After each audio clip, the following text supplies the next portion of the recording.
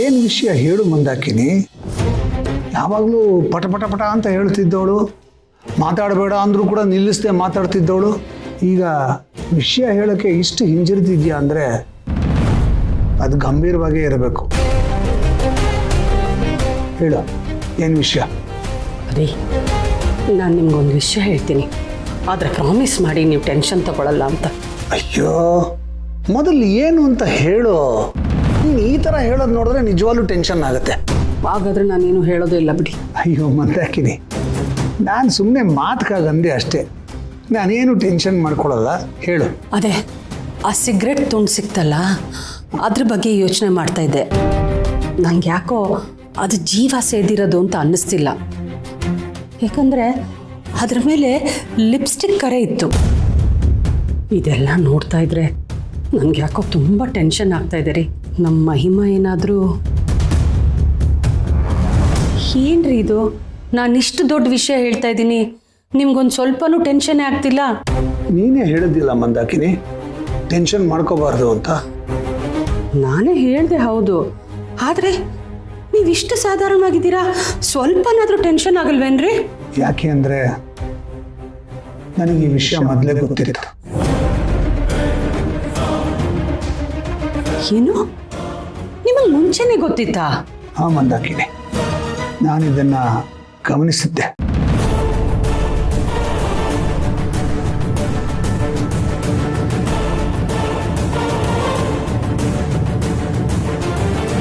ಅಲ್ಲ ರೀ, ಎಲ್ಲ ಗೊತ್ತಿದ್ದು ಏನು ಗೊತ್ತೇ ಇಲ್ಲ ಅನ್ನೋ ಥರ ಸುಮ್ಮನೆ ಇದ್ಬಿಟ್ಟಿದ್ದೀರಲ್ಲ. ಯಾಕೆ, ಮಹಿಮಾ ಬೇಜಾರು ಮಾಡ್ಕೋತಾಳೆ ಅಂತನಾ? ಮಂದಾಕಿನಿ, ಇದು ತುಂಬ ಸೂಕ್ಷ್ಮವಾದ ವಿಚಾರ. ಇದನ್ನು ಕೇರ್ಫುಲ್ಲಾಗಿ ಹ್ಯಾಂಡಲ್ ಮಾಡಬೇಕು. ನಾನು ಸಮಯ ನೋಡಿಕೊಂಡು ಮಹಿಮನ ಹತ್ರ ಮಾತಾಡ್ತೀನಿ. ನೀನು ಸುಮ್ಮನೆ ಇದ್ಬಿಡು, ವಿಷಯ ಗೊತ್ತು ಅಂತ ತೋರಿಸ್ಕೋಬೇಡ, ಬೇಜಾರು ಮಾಡ್ಕೋಬೇಡ. ಅವಳು ಬೆಳೆದು ಬಂದಿರೋದೇ ಹಾಗೆ. ಒಂದು ಸಿಗರೇಟಿಂದ ಅವಳನ್ನು ಅಳಿಯೋದು ತಪ್ಪಾಗುತ್ತೆ. ಅವಳಲ್ಲಿ ಒಳ್ಳೆ ಗುಣಗಳಿವೆ. ನಾನು ಮಾತಾಡ್ತೀನಿ, ನಾನು ಹೇಳ್ದಂಗೆ ನಿನಗೇನು ಗೊತ್ತಿಲ್ಲದೆ ಇರೋ ನನಗೆ ಸುಮ್ಮನಿದ್ಬಿಡು. ಸರಿ ರೀ.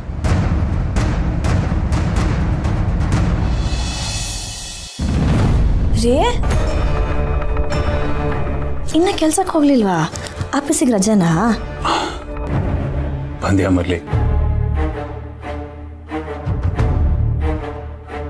ಆಫೀಸಿಗೆ ರಜಾ ಅಲ್ಲ ಮಲ್ಲಿ, ನಾನೇ ರಜಾ ಹಾಕಿದ್ದು. ಎಷ್ಟು ಅಂತ ದುಡಿಯೋಕ್ಕಾಗುತ್ತೆ ಒಬ್ಬನೇ? ನಾವೇನು ಕತ್ತೆಗಳ ಮನುಷ್ಯರಲ್ವಾ? ಬರೀ ಕೆಲಸ ಕೆಲಸ ಕೆಲಸ ಆಯ್ತು ಅಲ್ಲ ಮಲ್ಲಿ. ಕಟ್ಕೊಂಡು ಹೆಂಡ್ತಿಗೆ ಟೈಮ್ ಕೊಡೋಕ್ಕಾಗ್ತಿರೋದು ಒಂದು ಕೆಲಸನ? ನಿನಗೆ ಟೈಮ್ ಕೊಡೋಕ್ಕಾಗ್ತಿಲ್ಲ ಅನ್ನೋ ನೋವು ನನ್ನ ಮನಸ್ಸಲ್ಲಿ ಎಷ್ಟು ಕಾಡುತ್ತೆ ಗೊತ್ತಾ ಮಲ್ಲಿ. ಆದರೆ ಯಾವತ್ತು ನಾನು ಅದನ್ನು ತೋರಿಸ್ಕೊಳ್ಳೋದಾಗಲಿ ಹೇಳ್ಕೊಳ್ಳೋದಾಗಲಿ ಮಾಡಲಿಲ್ಲ, ಯಾಕಂದರೆ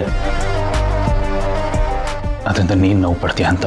ಎಲ್ಲ ಗೊತ್ತೈತೆ ಬಿಡ್ರಿ, ನೀವಾಗ ಬಿಡೋರಿಲ್ಲ, ನಾನು ಸುತ್ಕೊಳ್ಳೋಕೆ ರೆಡಿ ಇಲ್ಲ. ನಿಂಗೆ ಇನ್ನೊಂದು ವಿಚಾರ ಗೊತ್ತಾ ಮಲ್ಲಿ, ನಾನು ನಿನ್ನ ಎದುರುಗಡೆ ಇಲ್ಲದೆ ಹೋದ್ರೂ ನನ್ನ ಮನಸ್ಸು ಯಾವಾಗಲೂ ನಿನ್ನ ಬಗ್ಗೆನೇ ಯೋಚನೆ ಮಾಡ್ತಿರುತ್ತೆ. ಎಷ್ಟೇ ಆಗಲಿ ನಾನು ನಿನ್ನ ಪ್ರೀತಿ ಗಂಡ ಆ್ಯಂಡ್ ನೀನು ನನ್ನ ಪ್ರೀತಿ ಹೆಂಡ್ತಿ ಅಲ್ವಾ ಮಲ್ಲಿ. ಇದೆಲ್ಲದ್ರ ಮಧ್ಯೆ ನನಗೆ ಕಾಡೋ ಒಂದೇ ಒಂದು ಬೇಜಾರು ಏನು ಗೊತ್ತಾ ಮಲ್ಲಿ, ನನ್ನ ಕೈಯಾರೆ ನಾನೇ ನಮ್ಮ ಮಗು, ನಮ್ಮ ಕೂಸಿನ ಸಾವು ಕಾರಣ ಆಗ್ಬಿಟ್ನಲ್ಲ ಅಂತ. ಎಷ್ಟ್ರೀ ನಾಟಕ ಆಡ್ತೀರಾ? ಅನ್ಯಾಯವಾಗಿ ಏನು ತಪ್ಪು ಮಾಡಿದಾರೋ ಆ ಮಗು ಹೋಯ್ತಾ ನಮ್ಮಲ್ಲಿ. I am sorry.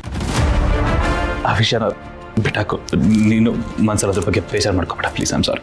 ಆದರೆ ನಿನಗೆಷ್ಟೆಲ್ಲ ನೋವು ಕೊಟ್ಟೆ ಬಲ್ಲಿ, ನಾನು ಮಾಡಬಾರ್ದು ತಪ್ಪೆಲ್ಲ ಮಾಡಿದೆ, ಆದರೂ ನೀನನ್ನು ಕ್ಷಮಿಸ್ದೆ. ಐ ಆಮ್ ರಿಯಲಿ ಸಾರಿ ಮಲ್ಲಿ. ಅದಕ್ಕೆ ಮಗು ಆಗ್ತಿದೆ ಅಂತ ಅಣ್ಣ ಎಷ್ಟು ಸಂಭ್ರಮಿಸ್ತಾ ಇದ್ದಾನೆ, ಎಷ್ಟು ಖುಷಿಯಲ್ಲಿದ್ದಾನೆ. ಆ ಭಾಗ್ಯನ ದೇವ್ರು ನಮಗೂ ಕೊಟ್ಟಿದ್ದ, ಆದರೆ ಅದನ್ನ ಕೈಯಾರ ಹಾಳು ಮಾಡಿದ ಪಾಪಿ ನಾನು. ಪ್ಲೀಸ್ ಮಲ್ಲಿ, ಪ್ಲೀಸ್ ನನ್ನನ್ನು ಕ್ಷಮಿಸ್ತೀಯಾ? ಅಯ್ಯೋ ರೀ, ನೀವು ಯಾಕೆ ಅಳ್ತಾ ಇದ್ದೀರಾ? ನೋಡಿ, ನನಗೂ ಅಯ್ಯೋ ಅನಿಸ್ತಾ ಇದ್ದೀರಾ. ಮನುಷ್ಯ ಅಂದಮೇಲೆ ತಪ್ಪು ಮಾಡೇ ಮಾಡ್ತಾನೆ ಅಲ್ವಾ? ನೀವು ಅಳ್ಬೇಡಿ, ಸಮಾಧಾನ ಮಾಡ್ಕೊಳ್ಳಿ, ಏನೂ ಆಗಕ್ಕಿಲ್ಲ. ನೀನು ಕ್ಷಮಿಸಿದ್ಯಲ್ಲ, ಹ್ಞೂ, ಥ್ಯಾಂಕ್ ಯು ಸೋ ಮಚ್. ನೀವು ಮಾಡಿರೋದು ಕ್ಷಮಿಸೋಂಥ ತಪ್ಪಲ್ಲ. ನಿಮಗೆ ಕ್ಷಮೆ ಅನ್ನೋದೇ ಇಲ್ಲ. ನಂಬರ್ 1 ಬಕ್ರ ಯಾರು ಅಂದರೆ ನಾನೇ ಅಂತಾಳೆ. ಪಾಪ ನಾನು ಡ್ರಾಮಾನ ರಿಯಾಲಿಟಿ ಶೋ ಅಂತ ಅಂದ್ಕೊಂಡಿದ್ದಾಳೆ. ನೋಡ್ತಾ ಇರು, ಹೀಗೆ ನಂಬಿಸಿ ಹೆಂಗೆ ಕತ್ತು ಕುಯ್ತೀನಿ ಅಂತ. ನೀನು ನಾನು ಅಂದ್ಕೊಂಡಂಗಿಲ್ಲ, ತುಂಬಾ ಡೇಂಜರ್ ಇದೆಯಾ. ಎಲ್ಲರನ್ನೂ ಎಲ್ಲ ಸಮಯದಲ್ಲೂ ಮೂರ್ಖರನ್ನಾಗಿ ಮಾಡೋದಕ್ಕೆ ಆಗೋದಿಲ್ಲ. ನೋಡ್ತೀರಿ, ನಾನು ಯೋನು ಅನ್ನೋದನ್ನು ಸದ್ಯದಲ್ಲೇ ತೋರಿಸ್ತೀನಿ. ಇಲ್ಲಿ ಗಂಟನೇ ಒಂದು ಲೆಕ್ಕ ಆದರೆ ಇನ್ನಾಕಿಂದನೇ ಬೇರೆ ಲೆಕ್ಕ. ನಿನ್ನಂಥವ್ರನ್ನ ಎಷ್ಟು ಜನ ನೋಡಿಲ್ಲ ನಾನು.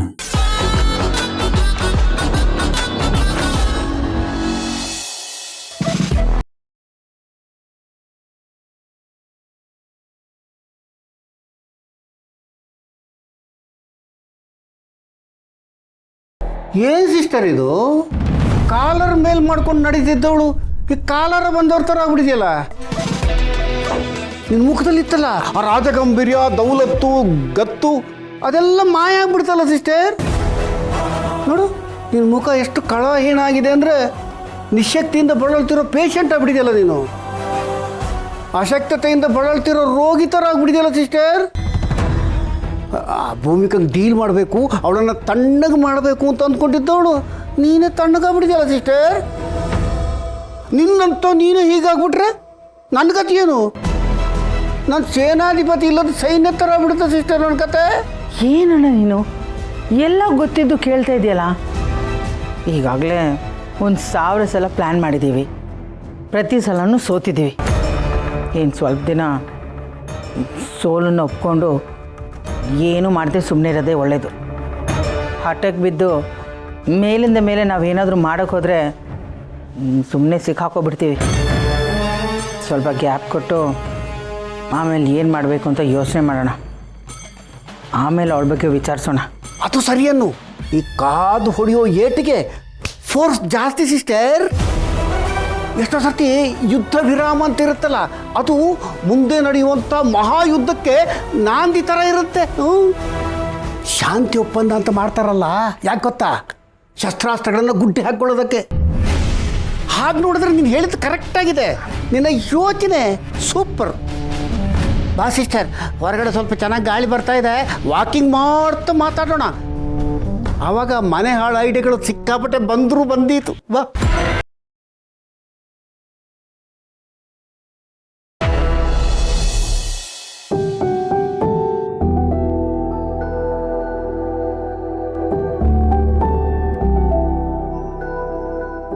ದೇವ್ರೆ, ನನ್ನ ಜೀವನದಲ್ಲಿ ತುಂಬ ಆಟ ಆಡ್ಬಿಟ್ಟಿಯಪ್ಪ.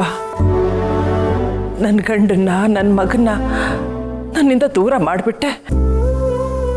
ಆದರೆ ಮತ್ತೆ ನನ್ನ ಮಗನ ಹತ್ರನೇ ಕರ್ಕೊಂಡು ಬಂದುಬಿಟ್ಟಿದೀಯ. ನನ್ನ ಮಗಳು, ನನ್ನ ಮಗ ಎಲ್ಲರೂ ಒಂದೇ ಗೂಡಲ್ಲಿದ್ದಾರೆ. ಇನ್ಮೇಲಾದರೂ ನಾವೆಲ್ಲರೂ ಒಟ್ಟಿಗೆ ಸಂತೋಷವಾಗಿರೋ ಹಾಗೆ ನೋಡ್ಕೊಳ್ಳಪ್ಪ.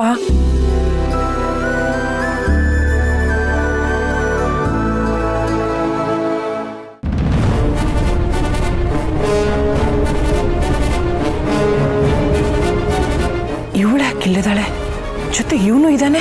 ಸಿಸ್ಟರ್, ಅಲ್ಲಿ ನೋಡು, ದೌರ್ಭಾಗ್ಯ ನಮ್ಮನ್ನೇ ನೋಡ್ತಾ ಇದ್ದಾಳಲ್ಲ. ಅವಳ ದೃಷ್ಟಿ ಒಂಥರ ಬೇರೆ ಥರನೇ ಇದೆಯಲ್ಲ, ಯಾವತ್ತಿರೋ ಥರ ಇಲ್ಲ ಸಿಸ್ಟರ್ ಅವಳು. ಅಂದರೆ ಇವರಿಬ್ರು ಇದೇ ಮನೇಲಿದ್ದಾರಾ? ಏನೋ ಬದಲಾವಣೆ ಇದೆ. ನಿನ್ನ ಕಣ್ಣಿಗೆ ಕಾಣಿಸ್ತಾ ಇದ್ರೆ ನನ್ನ ಕಣ್ಣಿಗೆ ಅವಳು ಗಾಬರಿಯಾಗಿ ನಮ್ಮ ಕಡೆನೇ ನೋಡ್ತಿದ್ದಾಳೆ ಅಂತ ಅನ್ನಿಸ್ತಾ ಇದೆ. ಫಾರ್ಮಾಲಿಟೀಸಿಗೆ ಕಷ್ಟ ಸುಖ ವಿಚಾರಿಸ್ಕೊಂಬರೋಣ. ಅದೇನು ಉತ್ತರಿಸಲ್ಲ, ಕಾಕೋ ಕೋಕೋ ಅನ್ನೋದು.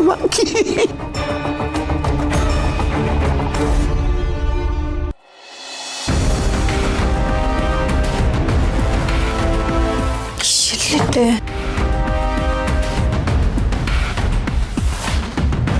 ಕಂದ, ಮಾವ, ಇದೇ ತಾನೇ ನೀವು ಹುಡುಕ್ತಾ ಇದ್ದಿದ್ದು?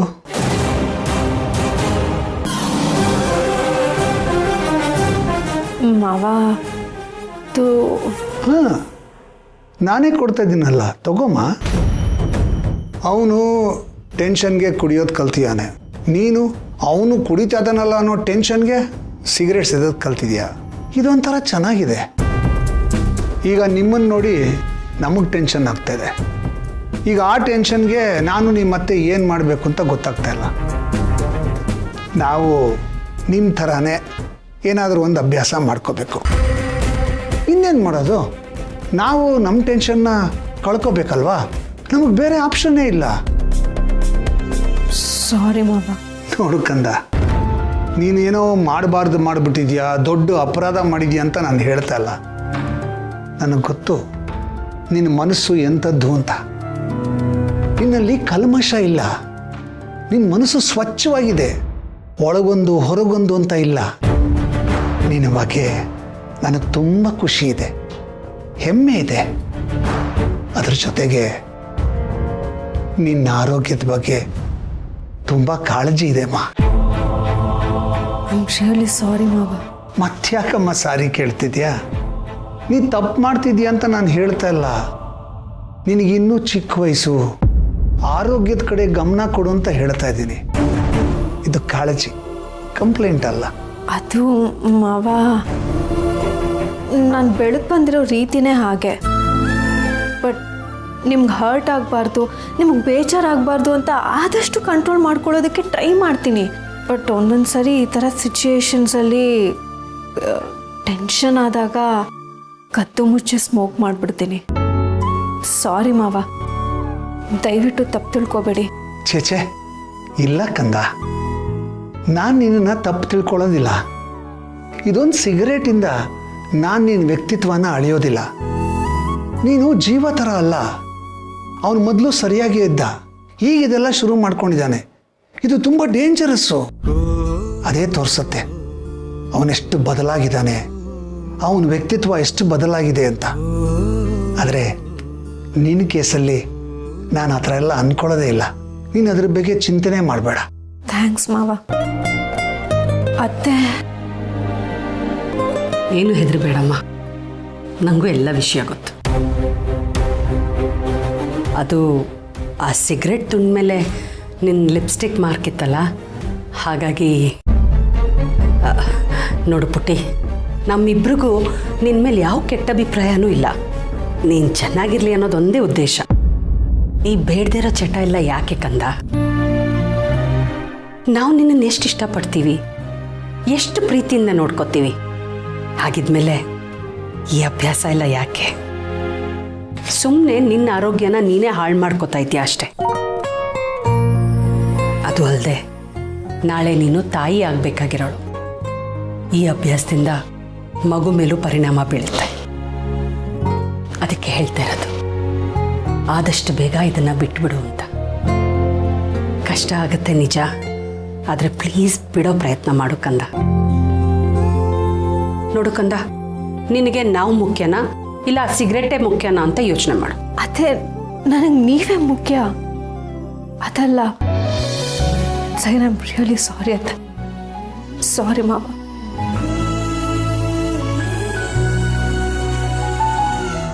ಅಳ್ಬಾರ್ದು. ನೋಡು ಪುಟ್ಟ, ನೀನು ತುಂಬ ಒಳ್ಳೆಯವಳು. ಆದರೆ ಅದು ಕೆಟ್ಟ ಚಟ. ನೀ ಬಿಡ್ತೀನಿ ಅಂತ ಹೇಳಿದೆಯಲ್ಲ, ವೆರಿ ಗುಡ್. ಓಕೆ, ಮುಗ್ದೋಯ್ತೀನಿ. ಅಳ್ಬೇಡ, ಸಮಾಧಾನ ಮಾಡ್ಕೊ.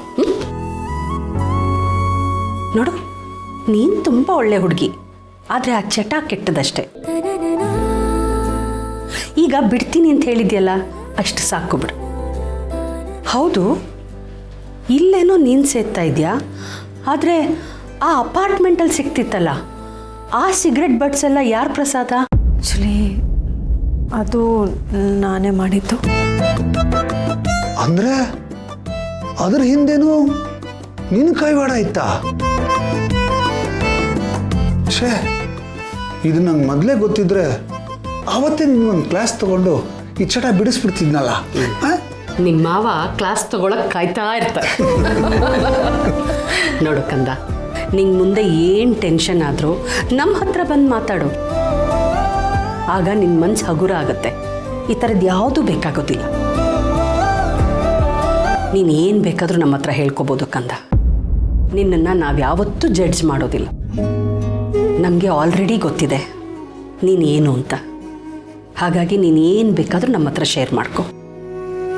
ಅದನ್ನು ಬಿಟ್ಟು ಈ ಚಟದ ಹಿಂದೆ ಹೋಗಬೇಡ. It might take some time. ಸಡನ್ನಾಗಿ ಬಿಡೋದಕ್ಕೆ ಸ್ವಲ್ಪ ಕಷ್ಟ ಆಗ್ಬಹುದು. ನೀನೇನು ತಲೆ ಕೆಡಿಸ್ಕೋಬೇಡ ಕಂದ, ನಾವು ನಿನಗೆ ಸಪೋರ್ಟ್ ಮಾಡ್ತೀವಿ. ನಿನಗೆ ಇದನ್ನೇನಾದ್ರು ಸೇದಬೇಕು ಅನ್ನಿಸ್ದಾಗ ಮನಸ್ಸನ್ನು ಡೈವರ್ಟ್ ಮಾಡಿಬಿಡು. ಪುಸ್ತಕ ಓದು, ಮ್ಯೂಸಿಕ್ ಕೇಳು, ಇಲ್ಲ ನನಗೆ ಹೇಳು, ಕರ್ಕೊಂಡೋಗಿ ಐಸ್ ಕ್ರೀಮ್ ಕೊಡಿಸ್ಬಿಡ್ತೀನಿ. ಎಲ್ಲಕ್ಕಿಂತ ಮುಖ್ಯವಾಗಿ ನಿನ್ನ ಮನಸ್ಸಲ್ಲಿ ಏನೇ ಇದ್ದರೂ ನಮ್ಮ ಜೊತೆ ಅದನ್ನು ಹಂಚ್ಕೋ. ಮನಸ್ಸು ಬಿಚ್ಚು ಮಾತಾಡು. ಮನಸ್ಸು ಹಗುರ ಆಗತ್ತೆ, ಆಗ ಸಂತೋಷ ಆಗತ್ತೆ. ನೋಡಕ್ಕಂದ, ಸಹಜವಾಗಿ ಹುಟ್ಟುವಂಥ ಖುಷಿ, ನೆಮ್ಮದಿ, ನಗು ಇದೆಯಲ್ಲ, ಅದಕ್ಕಿಂತ ನಶೆ ಬೇರೆ ಒಂದಿಲ್ಲ. ಆ ನಶೆನ ನೀನು ಗಳಿಸ್ಕೊಂಡ್ಬಿಟ್ರೆ ಇದರ ಅವಶ್ಯಕತೆನೇ ಇರೋದಿಲ್ಲ. ಖುಷಿ ಅನ್ನೋದು ಹೊರಗಿಂದ ಬರೋದಲ್ಲ ಕಂದ, ನಮ್ಮ ಒಳಗೆ ಇರುತ್ತೆ. ಅದನ್ನು ನಾವು ಹುಡ್ಕೋಬೇಕಷ್ಟೇ. ಚಿಂತೆ ಮಾಡಬೇಡ, ನಿನ್ನ ಜೊತೆ ನಾವಿದ್ದೀವಿ.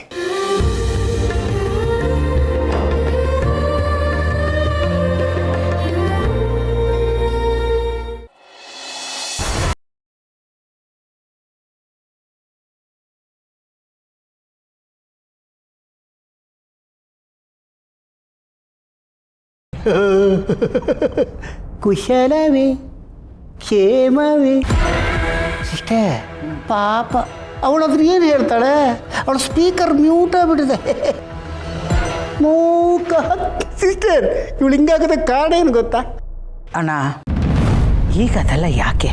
ಯಾಕೆ ಸಿಸ್ಟರ್, ಇವಳು ಇಲ್ಲಿದ್ದಾಳೆ ಅಂತಲ. ಇವಳು ಇಲ್ಲಿ ಇದ್ರೂ ಒಂದೇ, ಇಲ್ದಿದ್ರು ಒಂದೇ. ಏನು ಬೇಕಾದ್ರೂ ಮಾತಾಡ್ಬೋದು, ಏನು ಬೇಕಾದ್ರೂ ಮಾಡ್ಬೋದು, ಏನು ತೊಂದರೆ ಆಗಲ್ಲ ಅಲ್ವಾ ಭಾಗ್ಯ? ಆದರೂ ಬೇಡ ಅಣ್ಣ, ನನಗದ್ರ ಬಗ್ಗೆ ಎಲ್ಲ ಮಾತಾಡೋದು ಇಷ್ಟ ಇಲ್ಲ. ಆಗಲಿ ಸಿಸ್ಟರ್, ಏನು ಮಾತಾಡಲ್ಲ, ಬಾಯಿ ಮುಚ್ಚಿಬಿಟ್ಟಿರ್ತೀನಿ. ಈಗ ಅದ್ರ ಬಗ್ಗೆ ಯೋಚನೆ ಮಾಡಿ ಏನೂ ಪ್ರಯೋಜನ ಇಲ್ಲ. ಮುಂದೆ ಏನು ಮಾಡಬೇಕೋ ಅದ್ರ ಬಗ್ಗೆ ಯೋಚನೆ ಮಾಡು. ಅಯ್ಯೋ ಸಿಸ್ಟರು, ಅದು ಸೂಪರ್ ಕಂಪ್ಯೂಟರ್ ಥರ ತಲೆ ಓಡಿಸಿ ಬ್ಲೂ ಪ್ರಿಂಟ್ ತೆಗೆದು ಎಲ್ಲ ತಯಾರು ಮಾಡಿಟ್ಟಿದ್ದೀನಿ. ಇನ್ನೂ ಅದನ್ನು ಜಾರಿಗೊಳಿಸೋದಷ್ಟೇ ಬಾಕಿ. ಏನಣ್ಣ ನಿನ್ನ ಪ್ಲ್ಯಾನ್? ಸಿಸ್ಟರ್, ಸ್ವಲ್ಪ ಯೋಚನೆ ಮಾಡು. ನಾವು ಇವಳ ವಿಷಯದಲ್ಲಿ ಜಾಸ್ತಿ ಗಾಬರಿ ಬಿಡ್ತಿದ್ದೀವಿ, ಏನಾಗ್ಬೋದು ಅಂತ. ಈ ಮಾತು ಯಾಕೆ ಹೇಳ್ತಿದ್ದೀನಿ ಅಂದರೆ, ಇವಳು ಸತ್ರು ನೆನಪು ಅನ್ನೋದು ಬರೋದೇ ಇಲ್ಲ. ಇಡೀ ಮನೇನ ಅಮ್ಮ ಅನ್ನೋ ಸೆಂಟಿಮೆಂಟಿಂದ ಕಪ್ಪಿ ಮುಷ್ಟಿಲಿ ಇಟ್ಕೊಂಡಿದೆಯಲ್ಲ, ಅಧಿಕಾರ ಚಲಾಯಿಸ್ತಾ ಇದೆಯಲ್ಲ, ಅದಕ್ಕೆ ಯಾವ ಚ್ಯುತಿನೂ ಬರಲ್ಲ. ಅದು ನಿರಾತಂಕವಾಗಿ ನಡ್ಕೊಂಡು ಹೋಗುತ್ತೆ. ಆದರೂ ಒಂದು ಡೌಟ್ ಅಣ್ಣ, ಇವಳಿಗೆ ನೆನಪು ಬಂದರೆ ಏನು ಮಾಡೋದು? ಅಯ್ಯೋ ಸಿಸ್ಟರ್, ಇಷ್ಟು ಹೇಳಿದ ಮೇಲೂ ಟೆನ್ಷನ್ ಮಾಡ್ಕೋತೀಯಲ್ಲ. ನೆನಪು ಬಂದರೆ ಅಲ್ವ ಸಮಸ್ಯೆ. ನೋಡೋದನ್ನ ಬರೋದೇ ಇಲ್ಲ, ಬರೋಕ್ಕೆ ಸಾಧ್ಯನೂ ಇಲ್ಲ. ಸಿಸ್ಟರ್, ಫಾರಿನಿಂದ ಡಾಕ್ಟರ್ ಬಿಡು, ಬೇರೆ ಗ್ರಹದಿಂದ ಮದ್ದು ಅರಿಯೋರನ್ನ ಕರ್ಕೊಂಬಂದ್ರು ಇದಕ್ಕೇನು ಯೂಸ್ ಆಗಲ್ಲ. ಇವಳಿಂದ ನಮಗೆ ಯಾವ ಸಮಸ್ಯೆನೂ ಆಗಲ್ಲ ಸಿಸ್ಟರ್, ಡೋಂಟ್ ವರಿ. ಇವಳು ಹಾಗೆ ಒಣಗೋಗಿರೋ ಮರದ ಥರ ಮೂಲೆಯಲ್ಲಿ ಬಿದ್ದಿರ್ತಾಳೆ, ಮೂಕ ಪ್ರೇಕ್ಷಕಿ.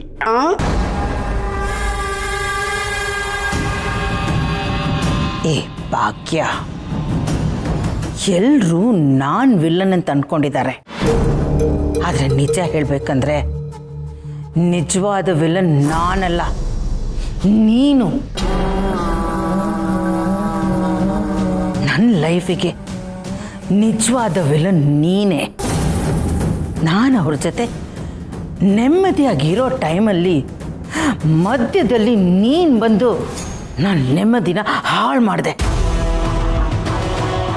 ಆಮೇಲೆ ಅವ್ರನ್ನ ಬಿಟ್ಟು ನೀನು ಹೋದೆ ಅಂತ ನಾನು ನೆಮ್ಮದಿಯಾಗಿದ್ದರೆ ಅಂಥ ಟೈಮಲ್ಲಿ ವಾಪಸ್ ಬರೋ ಮನಸ್ಸು ಮಾಡಿದ್ಯಾ?